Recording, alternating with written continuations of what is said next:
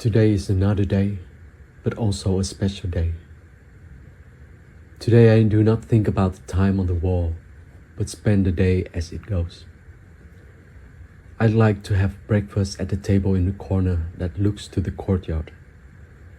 In the morning I don't want to go out yet, so I keep myself quiet and focus from the inside. Next to the courtyard, there is a small hidden space I'd like to call chapel. A small room with a window looking to the outside. I sat there on my chair and see the changes from the outside world. Then I did some reading and working. I listened to some soft music. Today it is cold and windy outside. I thought how good it is to be here. Later in the day, after spending times on my own, I started to have a feeling that I need to open my day to the outside world. I came to the alley, opened the door and sat at the stair of my childhood, where I used to play a lot with other kids in the neighborhood. Here I met quite some people passing by. Some focused on their own, some were curious but didn't dare to break the bubble, and some were willing to stop by and even sat down a bit for a small talk. I also invite a person I know to come and have a talk with me after dinner. It was very nice to have a conversation with the people who you know. We drank tea and talked in the courtyard. The day feels more fulfilled to be able to connect with others. That's what I thought. I know that if there is a given situation, there will be opportunities for people to open their threshold to others. The day went fast. I have found my focus. A time on my own, a time to connect to others, to reflect, and sometimes to think of the nothingness. At the day's completion, I paid another visit to the chapel to sit down and prepare myself to complete the day.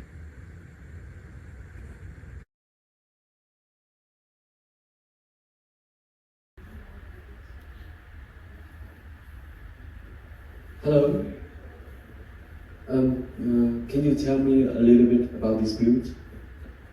Yeah, so I decided to make this build because I want to be embodied in the space that I have imagined, embodied in the world that I imagine. I believe that architecture, the work of architecture, can be drawings, can be models, it can be text.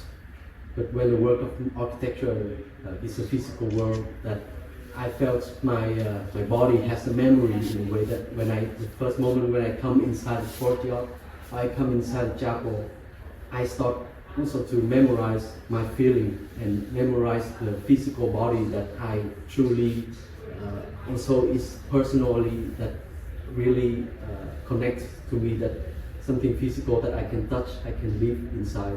So this is also the reason why I make this. And is there anything changed after you physically live in this house?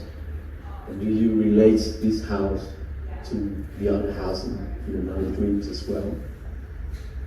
Yeah, so it's a little bit diverse in spaces, but one extremely changed the day of me is the alley. So I was very scared of opening my door to go out and to sit on the alley, and as I said, I believe that when there is opportunities, there will be people who would like to open the threshold to open to others. And I believe that the building has trained us in the way that we so used to be individualistic, and suddenly there's something that happening that is normal. But actually, if we think of this should be a new normal, or it actually should be a normality of living at home. As I remember about my home, I stay in the alley, I play with kids, and other people talk about all kind of water in the back of the gallery, or they sit on the stair landing. So why this building is weird in this building? Like, why is that? And for me, the courtyard and the chapel is a little bit familiar from my experience. That I also have the feeling that I have sitting in this courtyard. Also the feeling I have also in the chapel, but it's different in the way that it's very focused. So as we know that I really got distracted by the opening of the hotel and the world outside. But when it's become more focused, and I really found myself, my focus of the day inside this courtyard and also inside the chapel as well.